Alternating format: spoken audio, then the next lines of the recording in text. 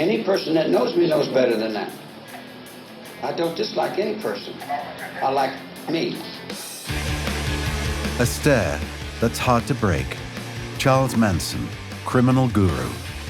Sentenced to life for having ordered his followers to commit the abhorrent murders of 7 people, including actress Sharon Tate.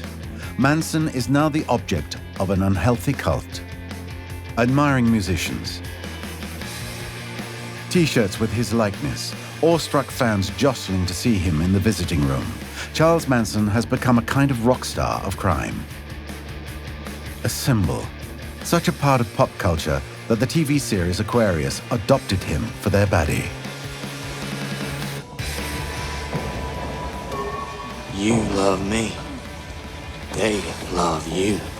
I love you, sweet baby girl. It's all love. Here's the little-known story of the man who twisted the spirit of the 60s, the years of sex, drugs, and rock and roll, the story of Charles Manson, the fiendish hippie who became a true icon of crime.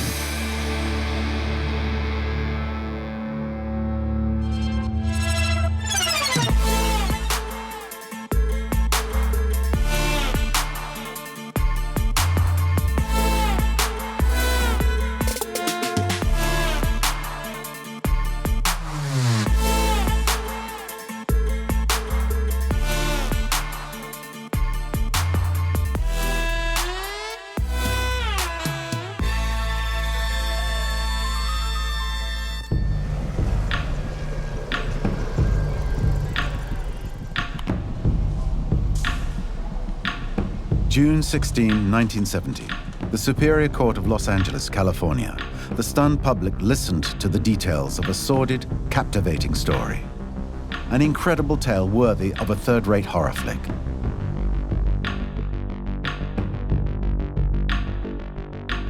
That day marked the start of the trial of Charles Manson. Small, long-haired, serene, despite being accused of 2 series of murders. There was no apparent motive, and his accomplices had an improbable profile. 3 young girls, barely adults. Even more improbably, one of the victims was a celebrity. Actress Sharon Tate, wife of Roman Polanski, and 8 months pregnant, was stabbed 16 times. That moment, that trial, heralded the media debut of a man still considered an icon of evil. A criminal unlike any other.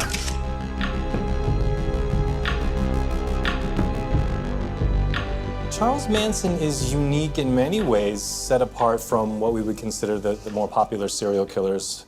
First and foremost, he's not a serial killer. He did not actually touch those individuals. Charles Manson has not killed anyone with his own hands. He's a mystical guru who turned his followers into a hit squad. Ready to kill at his behest. His almost Christ-like visage rapidly became a symbol, one picked up by all the magazines.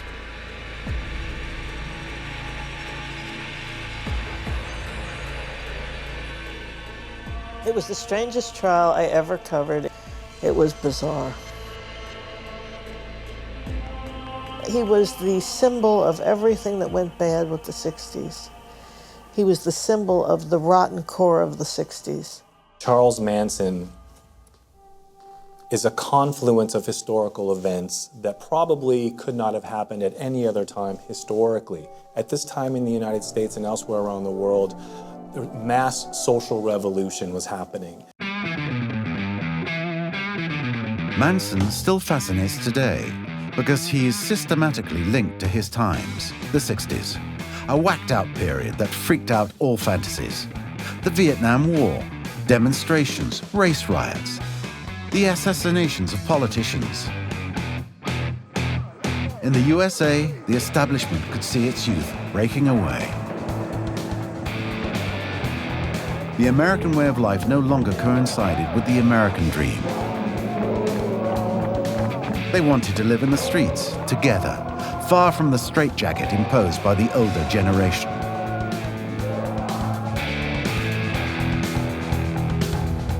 civil rights were going on, women's rights, gay rights, the generation gap.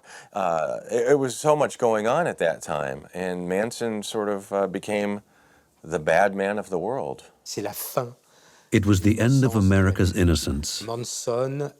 Manson destroyed the hippie mythology by these 2 nights of massacre. Par ces 2 nuits de massacre.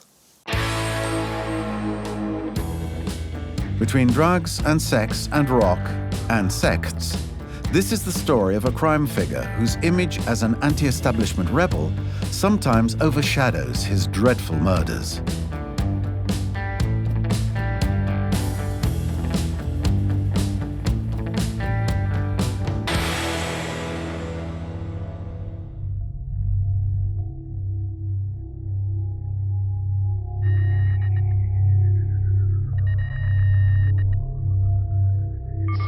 Cross on your forehead. Can I see it? Can you remind me what it means? The Nazis died, but a lot of other people died too. But because you have that cross on your forehead, maybe you don't like Jewish people? No. Any person that knows me knows better than that. I don't dislike any person. I like me, and I am. To the general public, Charles Manson is above all an image, that of a man with dark, staring, hypnotic eyes, and a swastika tattooed on his forehead. A variation of the cross he wore defiantly almost 50 years ago, at the time of his trial. A vaguely mystical cross, the symbol of Charles Manson. He's a perfect example of a guy who's totally rejected society. He used to say, to explain the X on his forehead, that he'd crossed himself out of society. The X was what made Manson stand out. A criminal stroke warlock. One who didn't look like any other. And today, he's still an expert in mental manipulation.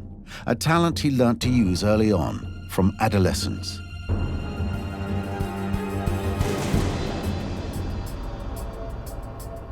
Charles Manson grew up as a dropout, born in Cincinnati, Ohio.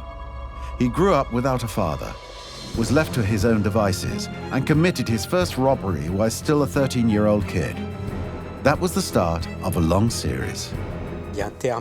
In English, they say street smart or streetwise. It's this intelligence of the streets that is bound to turn bad. After a 3-year stretch in prison, his mother refused to take him back. Young Charles's teenage years were spent shuttling between reform school and the penitentiary. He had to learn how to assert himself behind bars. He was a very slight man. Everybody always mentioned how short he was. He was only about 5'3".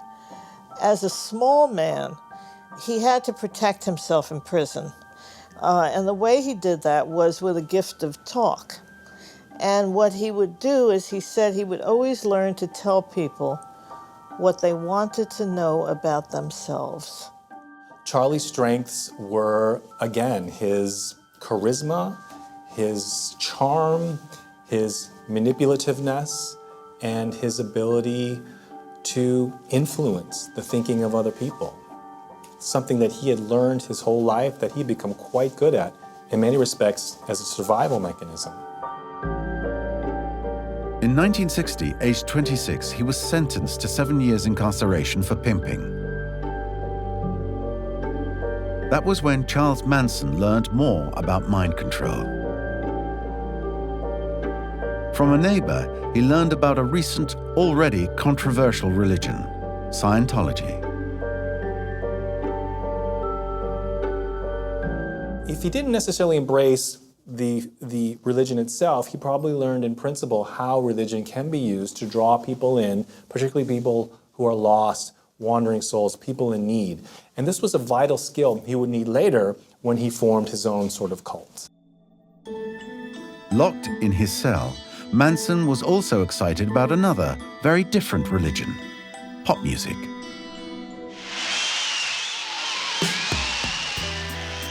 In the early 1960s, Beatlemania swept all before it.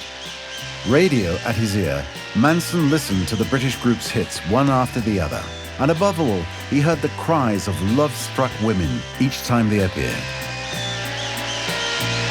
The Beatles were enormous at that time. They were larger than life themselves. The Beatles were a religion. The Beatles were the first to be able to draw a crowd for concerts virtually any place on the planet. And there was a sense that this went beyond divisions and nationalities. This was a medium that could reach everyone. And for a personality like Charles Manson, who held sway over others, who manipulated, etc., obviously, this would be something that would fascinate him right away. This incredible success. In March 1967, Charles Manson left prison. He was 33, and America had changed a lot since he had been incarcerated. He headed for San Francisco to look for hippies, young, cool people with long hair who seemed to live on love alone. It was beautiful. It was cool. Music journalist Sacha Reiss rubbed shoulders with the great rockers of the time, such as Keith Richards, in the hippie happenings of the era.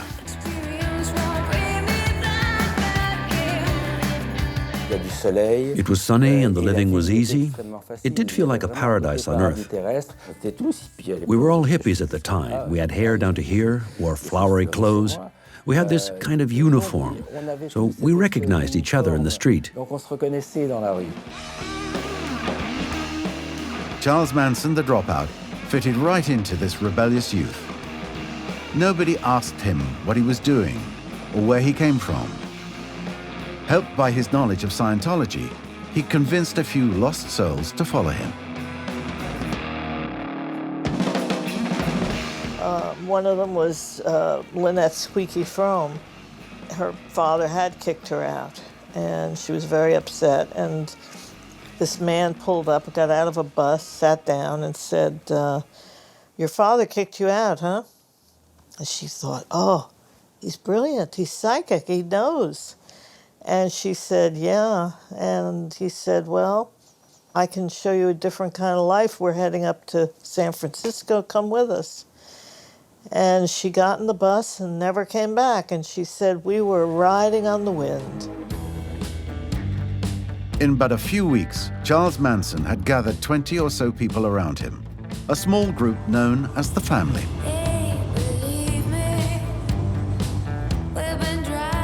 They drove around in an old school bus that they'd kitted out, sometimes squatting in the neighboring ranches. They were looking for something to belong to. The politics was not offering them really a solution.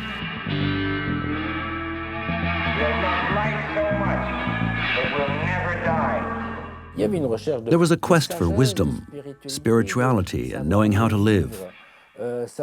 Knowing how to love, living in harmony. That was the watchword of the times, harmony. So it was a pretty nice quest to have. But with Charles Manson, this utopia gradually took on the appearance of a sect. The band was beginning to obey his every whim. Manson wanted weak people that would follow him. Scott Michaels created the Helter Skelter Tour, a guided tour through the key sites of the Manson tragedy.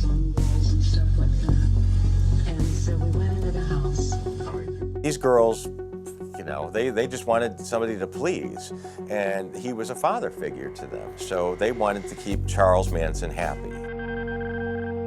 Manson knew how to make them lose their bearings. The community was bewitched, convinced it was dealing with God on earth.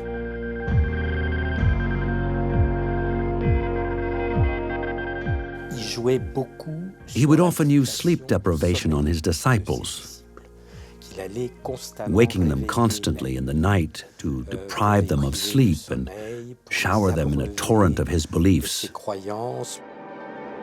So when the guru informed them that the apocalypse would take place soon, the members of his sect believed every word, especially since those who had warned him were none other than the Beatles themselves, in their song, Helter Skelter.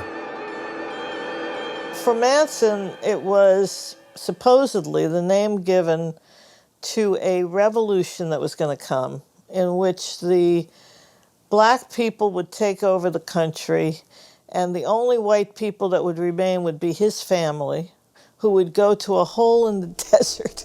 I mean, it's hard to even talk about it seriously because it's so ridiculous. In July 1969, Manson's paranoia became uncontrollable after a bloody settling of scores between his followers and a dealer. It was the family's first crime. It seems to have triggered a murderous rage. 3 weeks later, on August 8, the guru summoned his most faithful followers. That night, he once again told them his dark vision of the final judgment.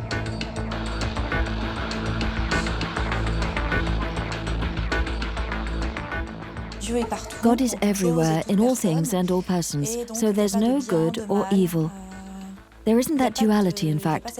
It's all mixed up, so there's no longer any moral framework. For example, killing someone is just allowing them to access eternal life more quickly. So in fact, it's an act of love.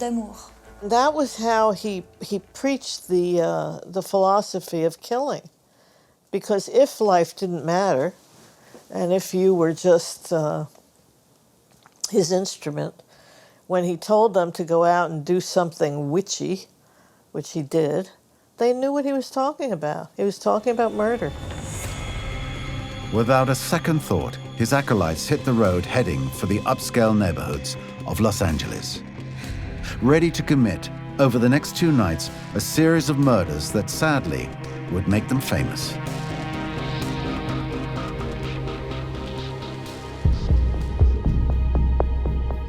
August 9, 1969, Los Angeles awakes. That morning, when Linda Deutsch called her editorial office, she learned that a tragic event had taken place. The actress Sharon Tate, 26 and 8 months pregnant, had been killed in the night, savagely stabbed with a knife 16 times. In the last 2 years, she had starred in successful movies like The Fearless Vampire Killers and was the wife of Roman Polanski. She was this gorgeous star, this blonde beauty, and she was also known for being extremely sweet. Everybody loved Sharon. Roman Polanski was abroad, but there were 4 more corpses lying alongside the starlet, those of 3 of her friends and a visitor. Like her, the victims had been stabbed to death. The murderers left messages in letters of blood on the walls of the house. The use of the word pigs was to do with police at that time, piggies. They wrote Helter Skelter on one of the walls. Nobody knew what to make of it for a very long time. The next day, a couple of shop owners were found butchered in this house on the other side of town. Los Angeles was terror-stricken, and the police had been getting nowhere fast for 3 months. It was Susan Atkins, one of the family followers, in prison for a simple car theft, who would put them on the trail of Charles Manson. While she was in jail here in Los Angeles, she told her cellmate about that she was part of this big murder case.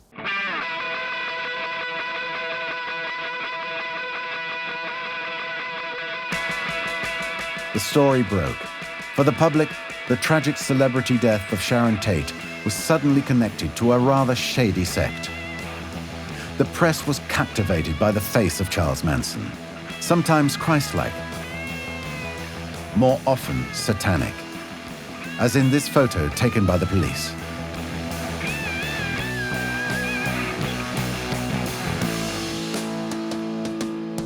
The myth of Manson began with the cover of Life magazine. And they took this picture of him with his eyes looking crazy and his hair all over the place. And the family members who were first interviewed had said, oh, he was a magic man and he, you know, brought dead birds back to life and played with snakes. And they told enough reporters to get it into print. The 7-month trial played out in the camera's glare. Manson appeared relaxed, his rock star haircut contrasting with the austerity of his police escorts. Outside the courtroom, many young protesters came to his defense. This whole figure of evil business is a paradox. It is harmful, but it can also be attractive, particularly to the young hippie generation at the end of the 60s. And perhaps more than the murders, the trial would ensure that posterity. Thousands and thousands more youngsters would follow the teachings of Charles Manson.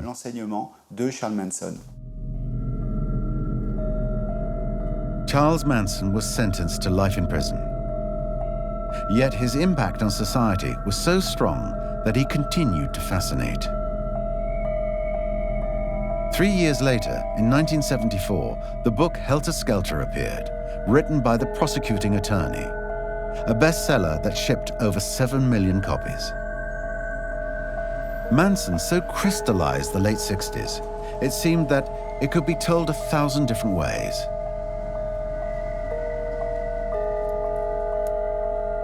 You could write a book about Charles Manson and the race issue. You could write a book about Charles Manson and his relationship with the arts. You could write a book about Charles Manson and his childhood. If we were dealing with an easier personality, we'd realize he would interest the commentators and consequently public opinion much less. 200 books examined his story over the years. Charles Manson was so well known in the pop culture of the time that the writers of Columbo even used him in an episode. There's always a new book. There's always another documentary. It's people, every time that they're up for parole, it's always in the news. People are fascinated by it. It will never end. From the 1980s onwards, he accepted more and more televised interviews. To journalists, questioning him was like squaring up to danger, like facing an animal in a cage. It was at this time that crime specialist Stéphane Bourgoin met him.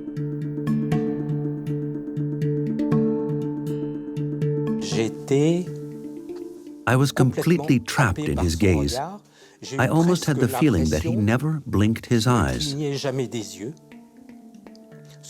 His gaze is staring, penetrating, but also totally magnetic. And it's true that his personality gives off an aura, an impression of all-powerfulness. When you see him, you understand. Some years ago, fiction for the masses appropriated this mystical guru to feed nostalgia for the 60s.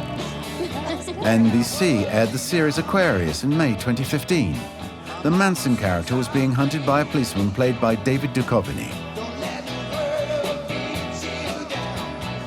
Look at it. It's an electric snake. It wants me. You. Us. The whole world. Charles Manson is still imprisoned in California. Now 80 years old, he continues to attract attention to himself and his ideas. For example, he created an internet site, ATWA for Air, Trees, Water, Animals. Here he portrays himself as a political prisoner at war against the pollution of American industry. You can't stop war, but you can redirect it. You can redirect it to the problem. The problem is pollution. But it's not just Charles Manson's dangerous charisma that has fueled his fame. The man also gives off a sulfurous scent of sex and drugs, one of the other ingredients of his legend.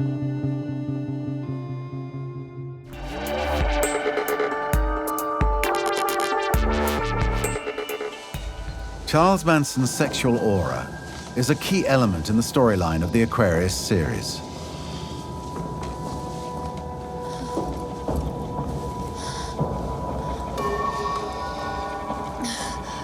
I love now.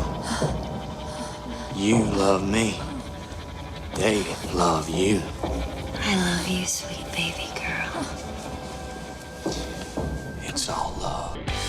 In the House of Manson biopic, released in 2014, he is depicted as a charmer surrounded by women.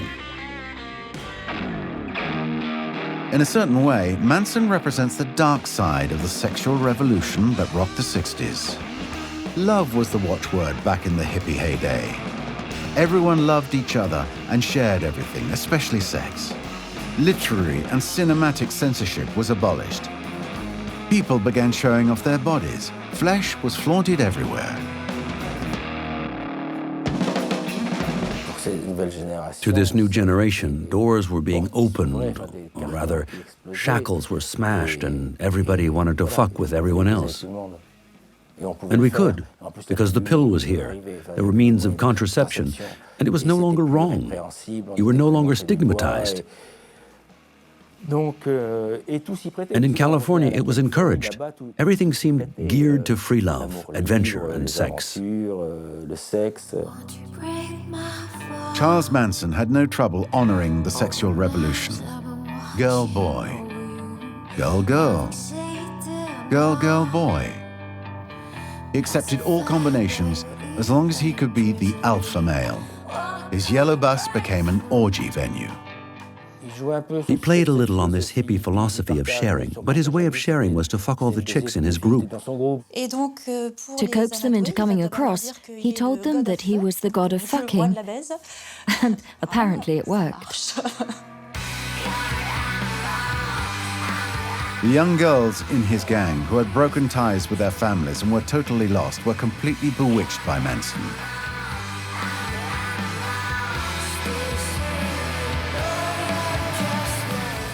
Patricia Krenwinkel was a runaway. Patricia Krenwinkel had a condition. She had a lot of body hair. So she's, 19 years old, just after puberty. Her parents were divorced. She was a basket case. She was, falling apart.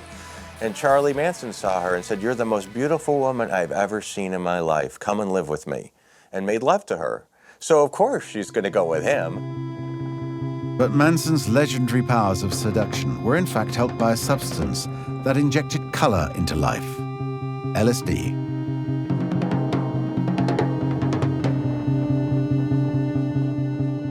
Manson would take some of the LSD, but everybody said he took a small bit, and he would give the big doses to his followers. He would take it just to show them it was okay. Though LSD was originally created to treat depression in 1943, its hallucinogenic properties quickly turned it into one of the most consumed drugs in the 1960s.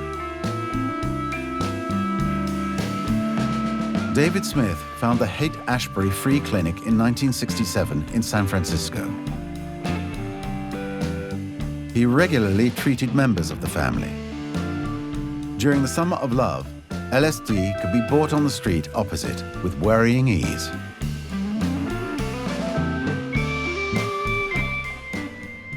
I remember once coming home at night, and remember, I'm a laboratory scientist, but I lived in the Haight.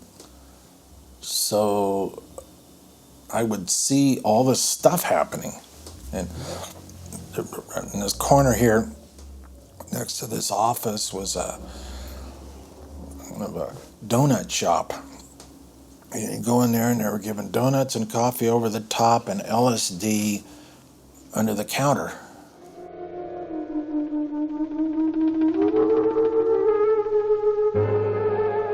I put the hot dog up to my mouth and somebody started screaming.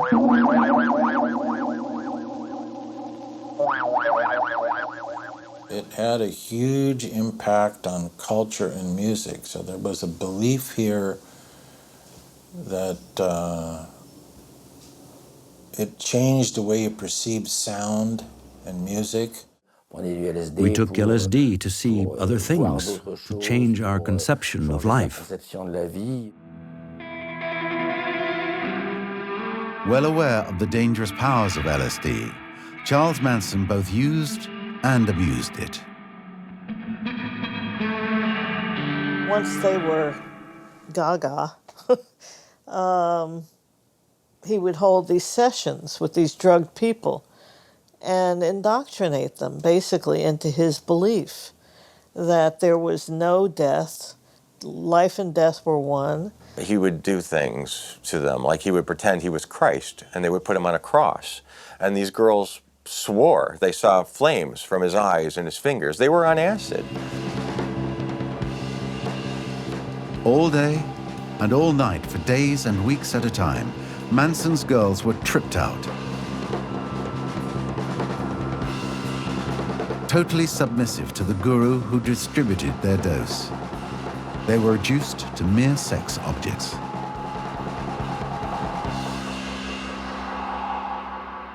The woman had no value. She was put on earth to look after the men, in other words, to feed them, cherish them, and satisfy their sexual needs. And in fact, they had no value apart from the fact that they were the sum of all the men they had come across, their father firstly, and then their lovers. They were clearly trying to find their bearings and seeking a father. If he was having sex with the girls, and while they were on acid, and just as they were about to climax, pretend to be their father. Terrible things like that. So after a while, they were, zombies. They'd do whatever he wanted them to do, because he'd beat them up if they didn't. So when he snapped his fingers, they had to run. Gradually, Manson used sex as a tool to obtain what he wanted. The women became bargaining chips. Manson said to the guys, "Come live with me, I'll give you all the girls you want." And, but in turn, they sold drugs for him. At one point, they took up lodgings on this ranch that was used for shooting westerns. The owner was an old man, almost blind, 80 years old. He was treated to sex by some members of the family. That way they could stay there for free. Through drugs and mental manipulation, Charles Manson managed to make these women his instruments. When the morbid slaughter of the summer of '69 began, two of them set about Sharon Tate and her friends most viciously. Then later, during the trial, they displayed a boundless devotion. He told them to sing while he was on the stand, and they sang and they mouthed his words, and he just had total mind control over him. And he X'd themselves, they X'd themselves. He said things, they mouthed what he said. It was partly this unconditional love that forged his image of a powerful womanizer in the eyes of the public. Even in prison, his power continued to have an effect.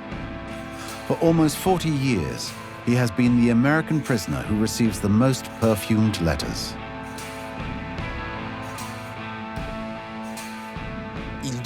He almost became, through the horror of his crimes, a mythological personality. There's also the fact that he still continues to have followers. He received thousands of letters a year, 95% of them written by women. Seemingly feeding on itself, the legend has endured to the present day. So much so that in 2010, he encountered Afton Burton on the internet. Charles Manson was then 76, she was 22, and strangely resembled the girls of the family. She looked just like Susan Atkins. That was spooky. And she had come from somewhere in the Midwest and started visiting him and said they were getting married, and they took out a marriage license. That was the last story I wrote. I knew when they took out the marriage license it was highly unlikely to happen. And in the end, the marriage license expired and they did not get married. And somebody said she had a big plan with some promoters to get access to Charlie's body after he died and put it on display or something. I mean, anything that has to do with Manson, is going to be off-the-wall crazy. Wizard, guru, and sex god, Charles Manson had all the makings of a dangerous myth. But the story didn't end there.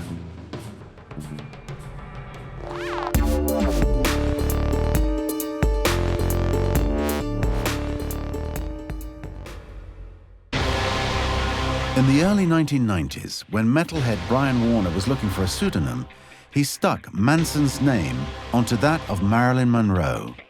A great idea, combining glamour and violence, the two facets of America. And along the way, it continues to disseminate the Manson mystery in the collective unconscious, now elevated to a disembodied concept, a symbol of pure evil.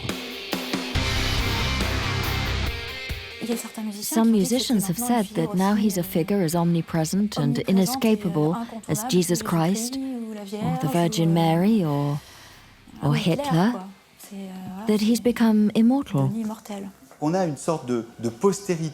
There's a kind of posterity that reflects this mythological, iconic side of Charles Manson that in the end, everyone in the protest movement will like, whether they're into rap or metal. Marilyn Manson wasn't the first star to ambiguously worship the criminal. Before the murders, Charles Manson hung out with Neil Young and the Mamas and the Papas. He rubbed shoulders at wild parties with Steve McQueen and Jack Nicholson in the way out Los Angeles of the 60s. If this story had been fiction, nobody would have believed it. Charles Manson is a kind of celebrity criminal. By the late 1960s, the Los Angeles scene was the mecca of the music industry.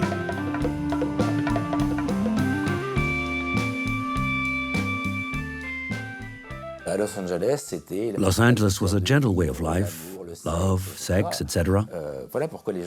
That's why people moved there. Neil Young arrived from Canada. There was Joni Mitchell, the Eagles, James Taylor. There was this burgeoning scene that was extremely talented and that reflected the Californian good life of the time. From 1967 to 1969, Charles Manson was also dreaming of glory. Like his idols, the Beatles, he tried to find a place in the music industry by getting himself invited to parties, hoping to meet producers.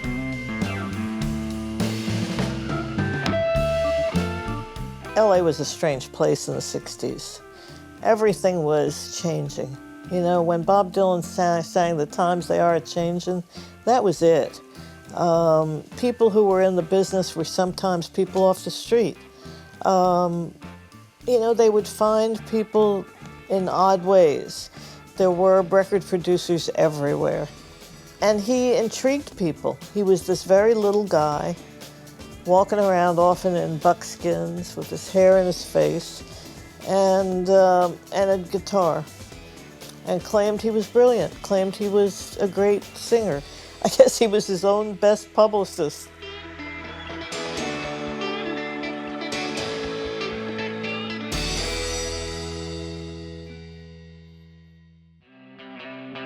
Totally by chance, Charles Manson almost touched his dream, thanks to meeting Dennis Wilson, drummer with the Beach Boys. In the spring of '68, the superstars of surf music had gone off the boil a little. Dennis Wilson was living in Topanga Canyon, a hippie hangout outside of the city, when one day he ran across the girls of the family. Dennis Wilson picked up the girls hitchhiking and took them home with him. He left, in fact, to continue his day as a drummer. He went out to record, and when he came home that night, he found his house was occupied by a dozen people, including the two girls he'd picked up as hitchhikers, and other young girls between 20 and 25, and two men, one of them, Charles Manson. The girls offered themselves to Dennis Wilson, who accepted gratefully. Charles Manson saw straight away how he could make himself indispensable to the drummer. His passport to fame. Charles Manson Wanted to please Dennis Wilson, so he made sure that Dennis wanted for nothing. You know, you want drugs? Yeah. You want girls? Yeah. You know, just made sure that Dennis had everything he could possibly want. And Dennis is like, sure, why not? He wasn't a very serious person. You know, he was talented, but he wasn't a very serious person. So he took advantage of it too. He didn't care. Dennis had a lot of money. And he apparently was fascinated with Charlie. He liked his line of gab. And he would listen to him spiel his crazy philosophy. Some of the girls from the Manson family moved into the Beach Boys' house. The drummer talked in very open terms about his new friend in an interview that appeared in December 1968. When I met him, I found he had great musical ideas. We're writing together now. He's dumb in some ways, but I accept his approach and have learned from him. Inseparable, the two men went to all the Hollywood parties. The chameleon guru blended into these California nights alongside the big names of the movies. Dennis Wilson introduced his pals, Steve McQueen and Warren Beatty. And to win approval, Manson served them girls on a platter. But another meeting would change everything dramatically. Dennis Wilson introduced him to his producer, Terry Melcher.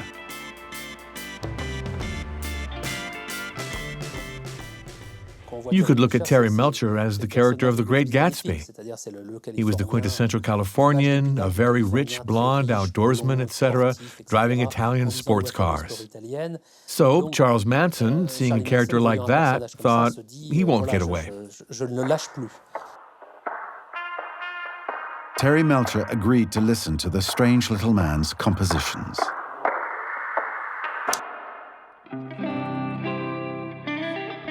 Together, they recorded a few tracks in the personal studio of Dennis's brother, Brian Wilson, the leader of the Beach Boys. Among the songs proposed by Manson, one song caught their ear.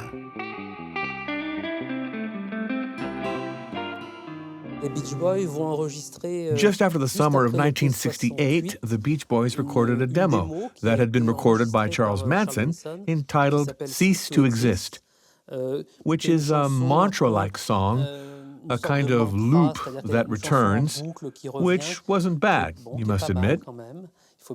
Charles Manson had written the lyrics and music, and the Beach Boys were set to record a version of it called Never Learn Not to Love.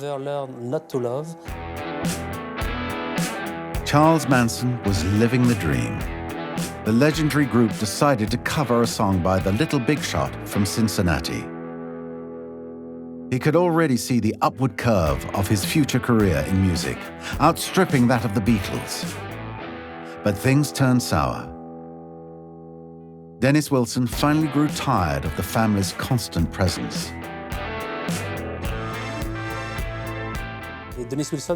Wilson quickly noticed that things were getting out of hand. His house was being squatted by around 20 people. It was a handsome Californian mansion in an upscale neighborhood.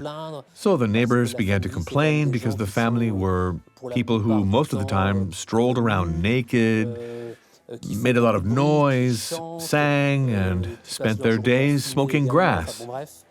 So Dennis Wilson quickly became overtaken by the situation.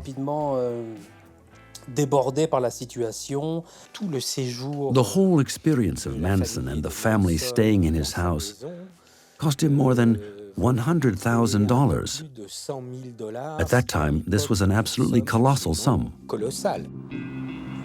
Furious, Dennis Wilson threw out the gang of slovenly hippies. At the same time, Manson learned that the Beach Boys had changed the lyrics to his song, and he was no longer credited as the writer.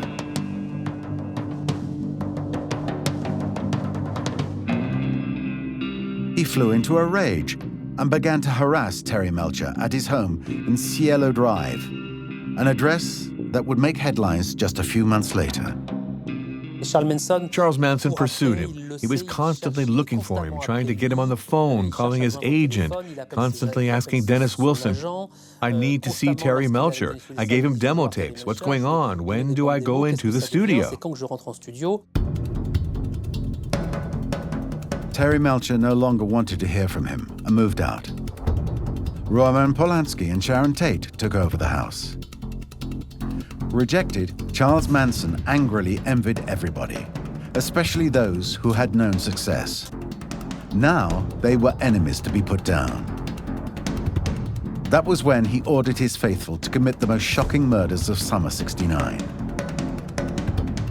Even though he knew Melcher no longer lived there, he asked them to attack a place that symbolized his failure, the producer's house. I think initially there was a lot of resentment and revenge against Terry Melcher, and then he thought, okay, they'll pay for Terry Melcher and all the rest. Charles Manson didn't give up after his incarceration. He was obsessed by releasing a record. From his cell, he harassed a producer into publishing the few songs he recorded in Los Angeles.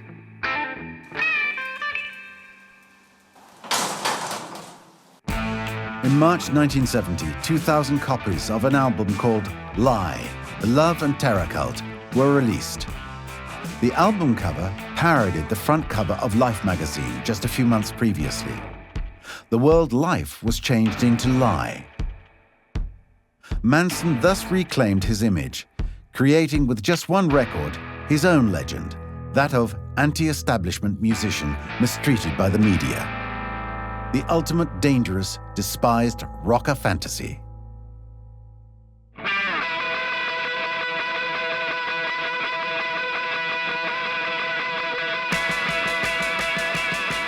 Over time, the image became the object of an unhealthy cult among musicians in need of provocation. In 1993, Axl Rose, singer with Guns N' Roses, not only covered a song from Manson's album, but also appeared on stage sporting a T-shirt featuring the famous cover. I think they do it to try to be dangerous. I think they're trying to be very punk rock, very anti-establishment. Manson wasn't that talented of a man. They're doing it because I'm recording at Charles Manson's. And yet the cult grew. Back then, Zambi Rust was just 11. When he saw Axl Rose's T-shirt, he started to take an interest in Charles Manson. When he became an artist, he began drawing the guru. Mainly, he has this sarcastic face that he did mostly on his trial.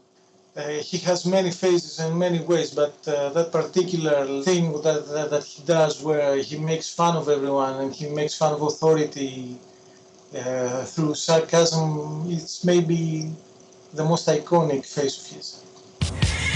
He decided to transfer his drawings to T-shirts and sell them via internet to other fans.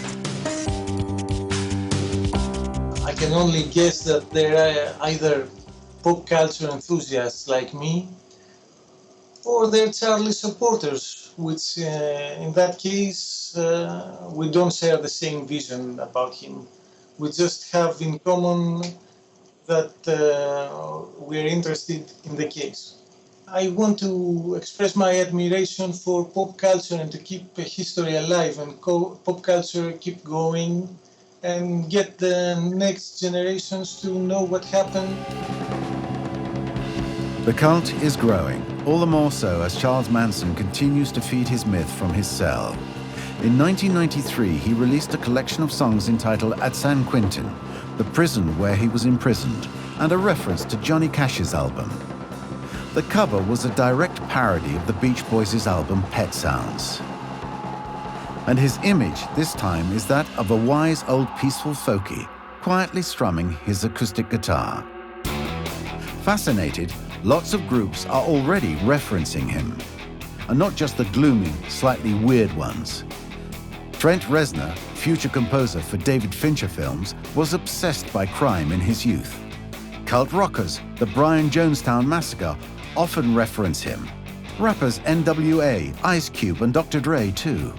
And the huge stadium rock group Kasabian took its name from one of Manson's followers. An object of fiction, cult and fantasy, Charles Manson has impregnated the fabric of popular culture so indelibly, like some fairy tale villain, that we sometimes forget that people really did die at his command. We have almost erased the horror of Manson's crimes and retained the countercultural aspect and the fact that Manson also broke a certain number of taboos, the ultimate taboos of American society.